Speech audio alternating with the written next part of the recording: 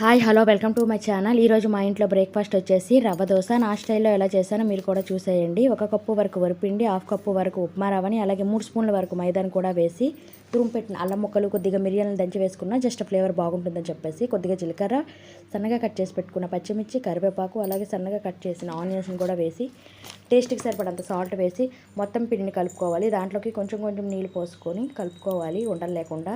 1 cup వరిపిండికి 4 కప్పుల వరకు నీళ్ళు అయితే పోసుకున్నా.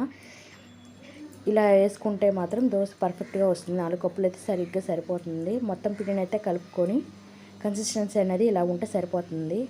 మొత్తం ఉండలు లేకుండా కలిపేసి ఒక 2 అవర్స్ పాటు నాననివ్వాలి.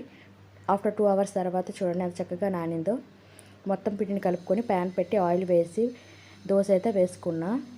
దోశ అయితే రెడీ అయిపోయింది. చాలా బాగుంది టేస్ట్ మాత్రం. వేడి వేడి రవ్వ దోశ విత్ పల్లీ చట్నీ కాంబినేషన్ సూపర్ ఉంది. టేస్ట్ చాలా బాగుంది. నచ్చితే లైక్